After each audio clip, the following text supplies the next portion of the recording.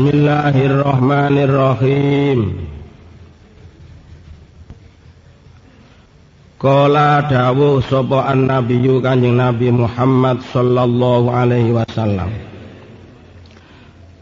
Sayati bakal teko apa zamanun zaman ala ummati ing atase umat ingsun yafiruna kang padha melayu sapa ummati minal ulama saking ulama wal fuqaha ilan pira-pira wong alim fikih. Nek wong-wong wis padha melayu faya betalihim mongko bakal nyoba ing ummati sapa Allahu Gusti Allah bisalasi baliyatin kelawan telu pira-pira coba. Ulaha utawi kawitane salasi baliyatin iku yarfa'u ngilangaken sapa Allahu Gusti Allah al barokata ing barokah mingkas bihim saking nyambut gawene ummati. Wasaniyatu tawi kang kaping pindho iku yusallitu nguwasaaken sapa Allahu Gusti Allah taala alaihim ing atase ummati sultanan ing ratu zaliman kang zalim. Wasalisatu utawi kang kaping telu iku yakhrujuna metu sapa ummati minad dunya saking dunya bi ghairi imanin kelawan tanpa nggawa iman. Nauzubillah min dzalik. Kanjeng Nabi Muhammad sallallahu alaihi wasallam dawuh bakal teko mangsa, bakal ana mangsa, ana ing mangsa iku umatku, umati. Umat niku sing dimaksud tiyang ingkang gesang sak bakdanipun Rasulullah niku sedaya namine umate Kanjeng Nabi. Umat niku enten kalih. Enten ummatul ijabah, enten ummatud dakwah. Dadi menungso sing dipimpin Kanjeng Nabi niku enten sing ijabah, enten sing dakwah. Nek kapane ijabah mesti dakwah, dakwah gak mesti ijabah. Sedaya umat dipun ajak dening Rasulullah ning enten sing ngandel, enten sing boten. Lah niki mriki tembunge ummati, mbuh iku wong Islam, mbuh iku wong kafir. Besok bakal ana titi wancine mangsa umatku iku melayu saka ulama lan fuqaha. Pengertian melayu niku mboten kok nek petuk kiai terus plecet ngoten mboten. Tambah melok kenduren. Mboten kok melayu saka ulama niku lajeng nek petuk kiai terus ngebret ilang mboten. Nggih melok kumpul. Sing dimaksud melayu niku mboten arep pituture para alim ulama. Mboten arep fatwae para alim ulama. Lah dawuh niki kula panjenengan sedaya mpun sampai katut. Tapi mesti tumiboni. Dadi nek ana wong melayu saka ulama dikandhani rek iku ngene gak elok, gak ngandel. Niku nggih aja kaget, tapi sampean aja katut. Tapi mesti tumiba, mesti ana sitok-sitok loro sing ya gak sitok loro wong umati. Cuma sampean aja sampai katut golongane umat sing melayu. Melayu saka ulama lan fuqaha. Dadi fikih niku sing didamel ukuran nggih. Senajan ana alat canggih sing ya apa ae sing digawe ukuran mesti fikih. Kapan ulama ahli fikih iki wis gak digugu? Kapan ulama-ulama wong alim-alim ku wis dianggep gak canggih? Nah, enten ana telu iki. Faya betalihim bisalasi bali yatin bakal dicoba perkara telu. Sing dicoba sapa ya sing mlayu-mlayu iku. Nomor 1 yarfa'ullahul barakata min kasbihim. Nyambut gawene dijupuk barokahe. Apa sih barokah iku? Ma adraka mal barokah. Mal barokah. Wa ma adraka mal barokah. Apa sing diarani barokah? Al barokatu hiya ziyadatul khair. Barokah menika mundhak sae.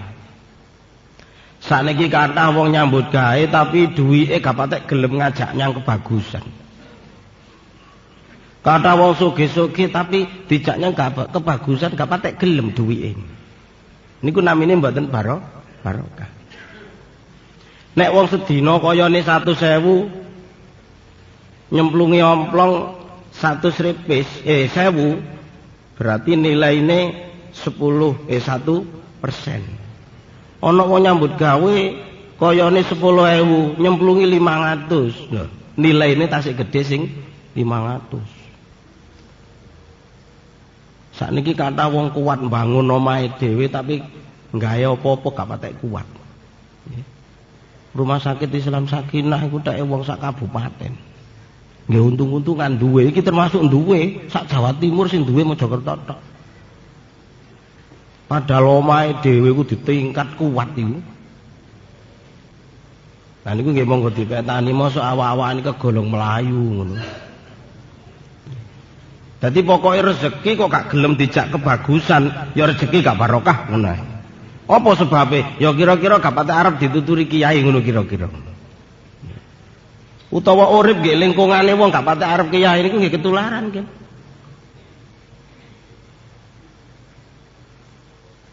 Nomor 1, nomor 2 yusallitullahu taala alaihim sultanan dzaliman. Gusti Allah taala nguwasakaken dilala sing dadi pemimpin ku mesti wong zalim, sing apik gak kira dadi pemimpin iku gak salahe wong sing dadi pemimpin, salahe wong sing dipimpin gak arep kiai. Dadi saiki ana pemimpin zalim, ngerti zalim Mas sampean? Zalim iki pokoke gak tepak ngono zalim iki. Ngono ae tafsirane zalim gak tepak lho ngono ae. Nek asline zalim ku wat usain fi ghairi mahalli. Ndele apa-apa sing gak nggih nggone. Niku namine zalim. Umpamane kopluk dele sirah dadak terus digadhap berkat lho niku zalim jenenge. Wong kopluk nggone nggih sirah kok digadhap berkat niku jenenge zalim. Nah. Niku ndek-ndekan ngoten mawon. Nek cara kasarane ya wis gak nurut aturan gak tepak ngoten. Lho nek sampean dipimpin karo sijine ratu sing zalim, aja kesusu nyalahno ratune. Mungkin sampean sing gak gelem manut para alim ulama. Fatwa ulama niku nggih saat-saat menika tasik rodok dindel, tapi satu saat mangke gak kanggo. Ulama ngandani ngene gak ngandel, ngandani ngene gak ngandel. Ngene lho rek carane anu. Wah, mboten sampean niku mboten canggih yai. Nah, iku mulai yafiruna minal ulama wal fuqaha. Dadi kira kiai kuwi gak canggih tok ae.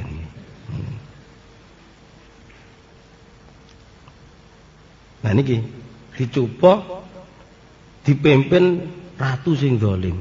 Wong sing apik-apik lho tambah gak dadi. Sing elek-elek malah dadi. Niku ya gara-gara masalahe wonge dhewe. Wong sakniki nggih contoh mawon. Nek biasa biyen malam Kamis ngeten iki lho lak. Niki lak gantine SDSP iki ya, SDSP. Sing tombok ku ya santri-santri iku. Ya ro ya dikandhani kiai rek iku gak ilok haram ngene iku, judi gak kenek ngene kono. Tapi nggih ya gak digoblas haram ya nggih. Iya haram masyaallah. Masyaallah. Tapi ya terus wis ngombok terus. Ngakune wis gak ana SDSP ku ngaku kabeh aku biyen ya tau ya apa nyane keplepet ana ruwen. Ya mergo gak ono ngaku dhewe. Kula niku roh kula nek kathah wong sarean bareng saiki gak patek payu kok sarean-sarean niku. Saran jabung ku biyen masyaallah nek malam Selasa. Iya, malam Rebo, malam Rebo golek WC. Terus malam Kamise tuku kupone. Ngono iku masyaallah rewejane luar biasa. Barang saniki SDSB Prai niku mboten patek rejo ni sareane. Lho nek ngono wong-wong iku gak Tunggal iku rek wong-wong ngono. Nggih kiai kabeh wis ngomong nek SDB ku haram. Tapi nyatane sing tombok ya santri-santri ngene iki. Ana pengajian ya iki wonge. Ana ludruk ya iki wonge. Masih ana film ya iki wonge. Ngene iki cuma ganti pakaian ngono ae. Tapi ya pinter tuh. Tunggalane tiyang estri niku nggih, nek tepak nonton film ngoten nggih kudunge ilang, seweke ilang. Nek wayah ngeten iki kudungan kabeh.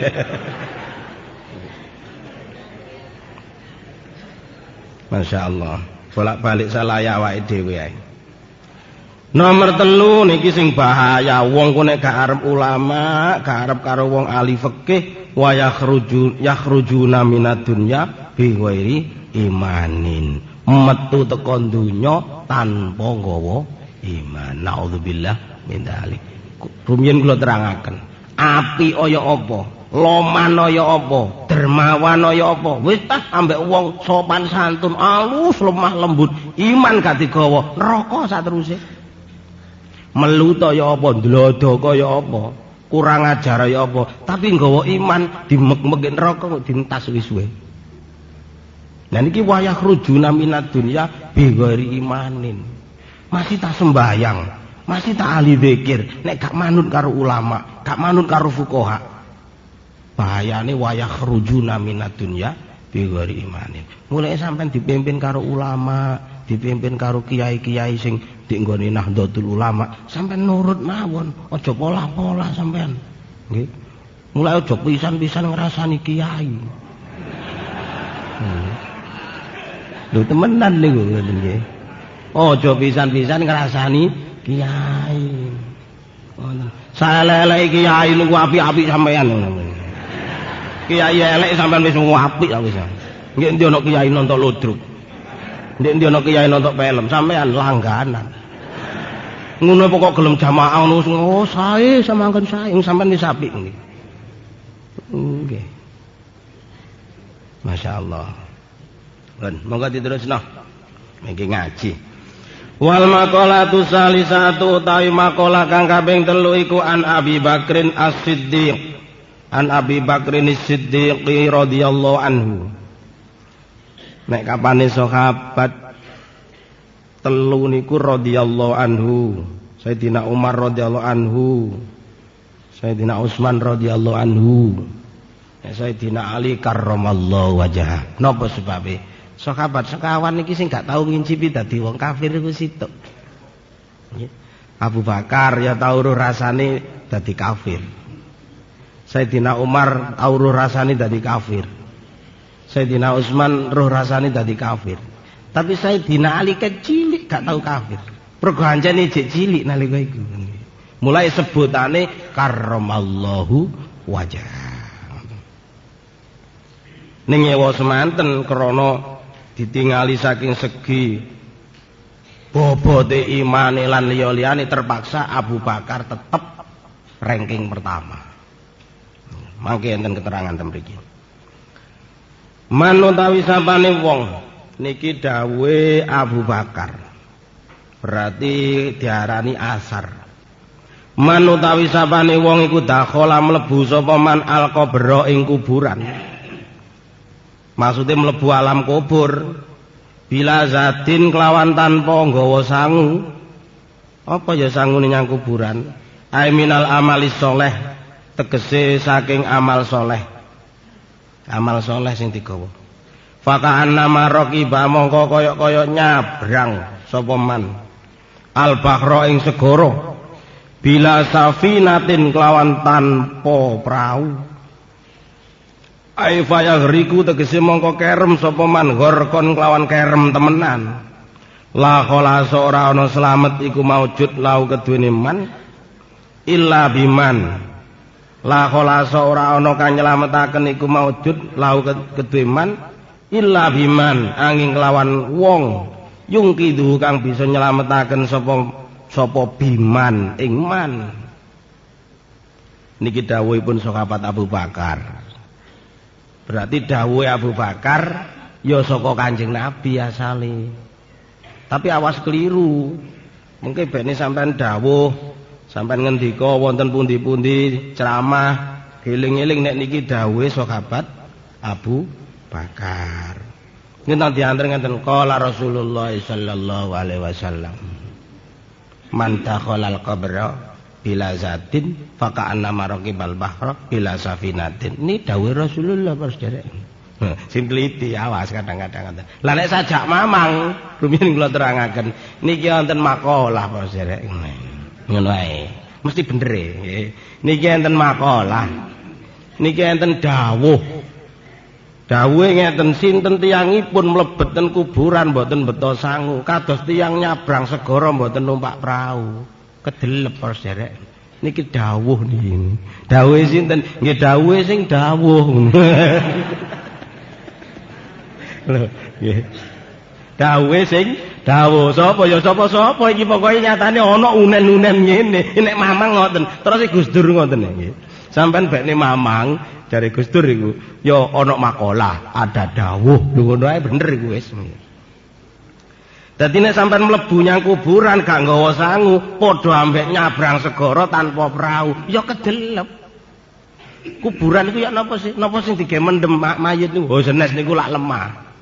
Kuburan ku alam kubur. Nek jasad panjenengan dipendem ndek kuburan, tapi roh panjenengan mlebet dateng alam kubur. Niku nek sampean mboten nggawa prau. Padha gak nggawa sangu, padha karo nyabrang nggih segara ora nggawa prau. Maksude wis gak iso slamet. Oh nek ngono kuburan ki kaya laut. Mboten, niki namung tembung majas, nggih isti'arah. Maksude ngeten lho. Wong iku nek kapan mlaku nggih segara kok ora numpak prau, wis terang kedelep mesti gak slamet. Wis mesti mateke. Lah, sampean nggih ngoten mlebu nyang kuburan gak nggawa sangu, wis terang remeke lho ngene lho gampangane iku ngono. Wis gak katik gak ngono. Lah sangune ya napa? Amal soleh. Amal soleh niku nggih ngeten iki lah, ngaji, salat jamaah, ramah tamah. Pokoke hablum minallah sae, hablum minan nas sae. Takzim lillah wa sufqa lil khalqi, ngegungno Gusti Allah welas dateng makhluk, amal soleh. Wis ngene iki monggo diniati golek sangune nyang kuburan ngono ae. Wong wis mesti. Lah masih ngeten iki 30 tahun kas entek ini amblas. Masih sing ngomong dhewe iki ya mbumbuan. Insyaallah nek 30 ya cek masih dunuk-dunuk nggih. Insyaallah. Tapi nek kapan donya nemen gak enak ya enak nggih kuburan anjane nyatane. Nah nek wis omongi kiai gak digugul atom mateke. Nggih, dakwah gak dindel wong ngono atom mateke kok temenan. Dadi al-qabru afdal. Dadi jerone bumi luwih apik timbang dhuwur bumi. Niku nek kapan wis gak patek dindel. Nek cek dindel ngono ya cek rasa-rasen mati. Kama qala kaya oleh dawuh sapa Kanjeng Nabi sallallahu alaihi wasallam. Mal mayyitu. Lah iki Kanjeng Nabi sing dawuh. Ora ana utawi mayit fi qabrihi ing dalam kuburane mayit iku illa kal ghariki kaya dene wong kang kerem. Kaya dene wong kang kerem al mughawwisi kang bengok-bengok njaluk tulung. Ayat talibi tegese kang murih li ayyuhaza maring yen to ditulungi utawa drapun yen to ditulungi sapa talib. Kanjeng Nabi dawuh mek titik ngenten mantep. Mal mayyit fi qabrihi illa kal gharikil mughawwis. Pokoke mayit nggih kuburan niku kaya dene wong kerem njaluk tulung ngono. Saking berate wong mati. Sedaya badhe ngalami. Niki namine masa depan. Kita harus memikirkan masa depan kita. Apa? Kuburan. Nah, wong saiki didik-didik ngomongno masa depan. Apa sih masa depan iku? Sakaratul maut. Alam kubur. Ora-ora maksar. Nguwat dhuwure neraka jahanam. Ngadepi timbangane amal. Tangan iki besok iso nampani tangan tengen apa tangan kiwa. Nek tangan tengen ahli swarga, nek tangan kiwa mesti dipuklek nyamburi teko mburi ngene lho diontir. Mesti ahli neraka iku. Iki lak lebih bahaya. Niku masa depan. Wong saiki kae. Masa depan ku sing dimaksud ya apa isane tuku gogolan. Lha iku masa depan. Iku gak masa depan, masa sekarang iku. Masa sekarang, masa depan ku sakaratul maut. Kuburan iku masa depan. Niki monggo dipikir, soalnya mesti tumibane soge gak mesti matek mesti ya apa sih. Aja kok gogolan omah apik, montor apik iku masa sekarang iku. Mosok tangi pecudul sing dipikirno ya apa isane tuku gogolan ngono. Tangi pecudul ya apa isane duwe montor. Dongane bolak-balik ya Allah, saya minta mobil. Oh gak izin kan disaleh. Oh terus apa pakai Ka'bah ngono ya Allah, kula nedhi montor. Aku biyen ngono temen izin kata-kata. Lah wong yang Mekah ngoyo-ngoyo sing dicaluk ndemel montor.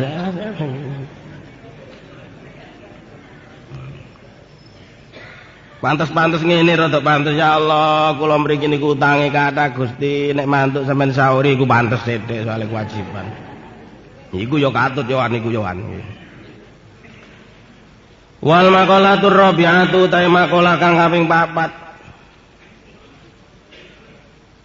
Iku an Umar radhiyallahu anhu saking Sayyidina Umar nukila dinukil apa hadis anis Syekh Abdul Mu'ti As-Samlawi anna Nabiyya sallallahu alaihi wasallam iku kala dawuh sapa Kanjeng Nabi matur sapa Kanjeng Nabi li Jibril maring malaikat Jibril alaihi salam. Mergo malaikat Jibril ku gurune Kanjeng Nabi. Kanjeng Nabi kober takon terus pundi Sayyidina Umar sif kula aturi nyifati panjenengan malaikat Jibril li dateng kula hasanati Umar ing pira-pira kebagusan Sayyidina Umar anjene wong apik ya ditakokno apike faqala mongko jawab sapa Jibril laukanat lamun ana apa biharu pira-pira segara iku midadan dadi mangsi walan ana apa asa jaru wit-witan nggih donya iku aklaman dadi pen lama hasarat ha mongko yekti ora bisa ngitung apa bihar lan aklam ing napa niku wau hasanati Umar ngoten. Kanjeng Nabi kok ya kok bertakon malaikat Jibril napa Nabi kebagusane Umar niku ya napa Sayyidina Umar niku lak rumiyin tasik dereng dadi Islam lak ontang-ontang nek krungu wong adzan ngono wis digoleki dipateni temenan.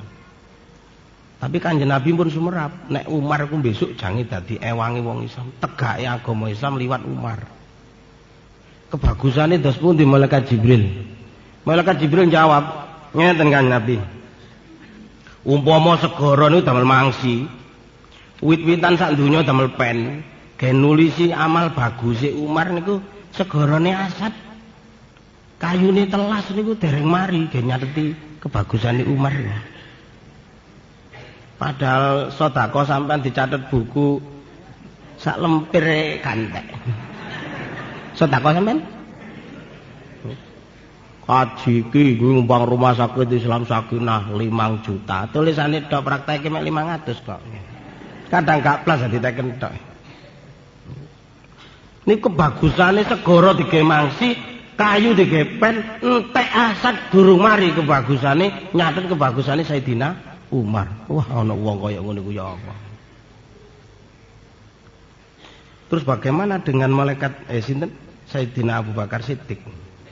Sif faqala mongko limatur Kanjeng Nabi, sif kula aturi nyifati panjenengan li dateng kula hasanati Abi Bakrin ing kebagusane Abu Bakar. Faqala mongko nuli dawuh malaikat Jibril Umar iku hasanatun kebagusan siji min hasanati Abi Bakrin saking pira-pira kebagusane Abu Bakar. Sayyidina Umar wis kaya ngoten niku nek dibanding Sayyidina Abu Bakar jare malaikat Jibril alah Umar iku mek sak pucuke kuku ireng dibanding Abu Bakar. Padahal kebagusane Sayyidina Umar iku dicatet mangsi segara banyu segara dige mangsi entek Wit-witan sak donya digepen wis gak kober dige kayu, gak kober dige masjid, gepen tok entek. Kebagusane Umar dereng mari dibanding Abu Bakar, hanya kebagusan siji dibanding Sayyidina Umar. Wis gak sak kukuke pucu ireng. Gak ono sak pucuke kuku ireng dibanding kebagusane Abu Bakar. Lu ngono lho ya iki ana ae wong gak arep Abu Bakar. Iki ana wong gak arep Sayyidina Umar. Trawe 20 iku lak trawe Umar iku. Lah ya. Wong kebagusane Umar iku segoro aset gak mari. Dadak menghina. Iku lak trawe Umar ta iku. Masyaallah. Nek aku nurut Ali ae, lah iku kebacut iku. Kurang itu.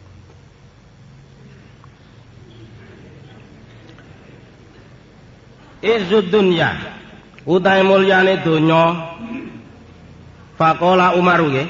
Mongko dawuh sapa malaikat Jibril Umaru hasanatu min hasanati Bakrin. Izzud dunya utawi baguse donya iku bil mali kelawan bondo. Wa izul akhirati utawi baguse akhirat iku bisolihil a'mali kelawan baguse pira-pira amal. Nek donya kepingin apik nganggo dhuwit. Bener. Nek akhirat kepingin apik amal soleh, kepingin bangun omah apik amal soleh tok gak iso. Omah kepingin apik wiritan tok gak iso. Cece, nek kepingin bangun akhirat, wiritan, ngaji, maca Quran. Kepingin bangun omah apik, yo golek dhuwit sing akeh, ge tuku semen, ge tuku mesin. Dhewe dalane aja ngawur ae kliru engko. Bangun akhirat golek dhuwit kamari-mari. Fala tataqwa mongko ora bisa kuat apa umurud dunya urusan donya, wala tasluhu lan ora bisa bagus apa umurud dunya illa bil amwali kejaba kelawan pira-pira arta. Apike donya, apik baguse donya nganggo dhuwit. Wala tataqwa lan ora bisa kuat apa umurul akhirati pira-pira perkara akhirat. Wala tasluhu lan ora bisa bagus apa umurul akhirah illa bil a'malis sholihati kejaba kelawan pira-pira amal soleh. Kepingin bangun akhirat amal soleh sing kathah. Kepingin bangun omah sing apik, duwike sing akeh. Nah, kabeh yo nganggo dhuwit, cuma tasarupe ana dhewe-dhewe. Nggih. Dadi apike donya nganggo dhuwit, apike akhirat nganggo amal soleh. Ya dhuwit ku kena digawe amal soleh. Nah niki kudu saged bedak-bedakaken maca Quran ae gak nyambut gawe kepingin omah apik kok gak iso. Nggih. Macul kepingin akhirate apik ora sembayang, ora apa, ora poso, ora apa, ya ora iso apik. Dadi kudu iso bedakno apike donya nganggo dhuwit, apike akhirat nganggo nggih menika amal saleh. Nah niki pun dugi padha kersane dipun terusaken panjenenganipun Kiai Haji Mudzakkir Marhum. Cekap semanten kira langkungi nyuwun agungipun pangapunten sakadang-kadangipun. Wallahul muwaffiq ila aqwamit thoriq. Wassalamualaikum warahmatullahi wabarakatuh.